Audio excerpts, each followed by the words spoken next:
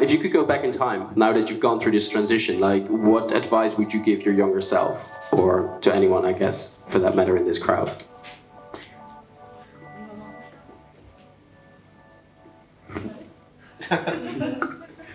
So much cake. My advice to, I think, anyone is kind of like the fact that we've got 4 of us up here. People like to share information and knowledge and experience and advice.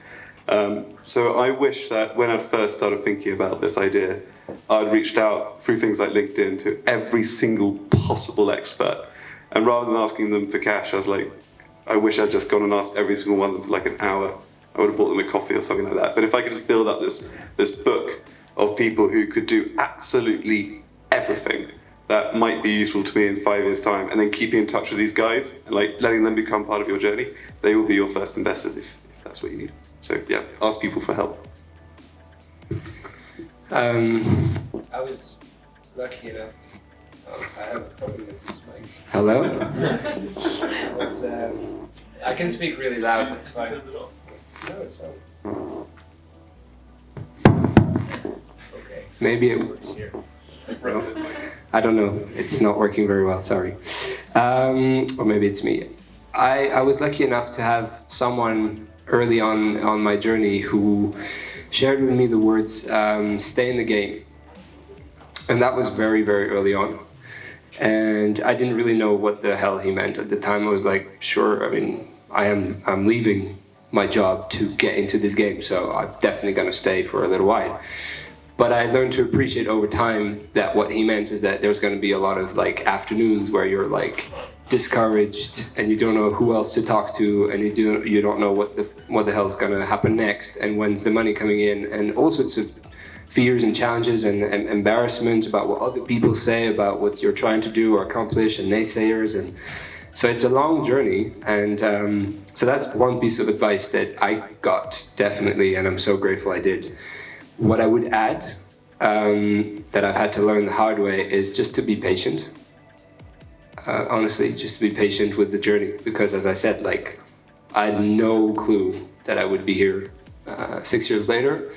And it's amazing where I am now. And it's nothing like where I'm going to be in 10 years' time, right? But startup world, you want to get things there so quickly. You have your idea, you have your passion, you want the money because you know if you get that money, you can do so much. And it's all exciting, and there's a great thing about this energy. But there's also a bit of like just slow down and enjoy at the same time the ride, because you're not getting these years back. So trying to get to your seed funding, trying to get to your Series A, trying to get to every time. If you create these destinations that's like you hold your breath for that long, and then only when you get there you breathe, it's like you're wasting 99% of the time, instead of just appreciating that you're growing in that amount of time, and that's the real gold, that's the real prize. So for me, it would have been just be a bit more patient about where you're trying to get to. You're getting there, it's coming, but there's a process. Well, I personally, I don't really like to think, because I believe whatever I have done take me where I am today. So kind of like, but if I have done a lot of things that I would like to redo again, but well, that's not possible. One of the key things I think for myself is I wish I could have asked myself the why earlier in my life, kind of like in a way, because I feel so much, especially the society where I come from, you need to be a part of the society rather than, you know, kind of like you cannot make things work for you, you have to work for the society. And I went to university, I chose a degree, I don't even know why, because everybody chooses, it's supposed to be good. I mean, business is supposed to be, I didn't even know what it means. And when I graduated, I didn't really know why I chose what I was working in, and it was just very much like that. I think maybe in the West, you still have this kind of gap year thing, you can go out and go travel and do your things. I never had that opportunity, it's kind of like so forth. So I had to ask that why question a bit later in my life, and but I wouldn't say I regret it, I probably a bit more sure at the time. I mean, when I asked for it, but I think the key thing is trying to find myself, and I think that, yeah, that's for me.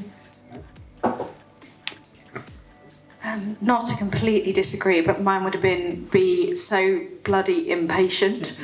I just go after, and maybe it's the difference in what we're raising, but go after absolutely everything like it's your last day. Because one of my co-founders' sayings is, a year is short and a day is long. And I think that's the best way to think about it, because for us, we need to corner the market in the next 12 months. And we want to be so big that we're unmovable, and anybody who's even thinking about coming into this space is like, wow, there's no space, they've got it. And you can't do that really by being patient. You can't do that without raising money, and you can't do that without thinking that tomorrow somebody's going to come and try and eat you up. And so I think I'm already pretty impatient. It's like a criticism I get, and people might give it to me as a criticism, I think it's a positive. But yeah, I'm so impatient. And I would probably tell myself to be more impatient if I could.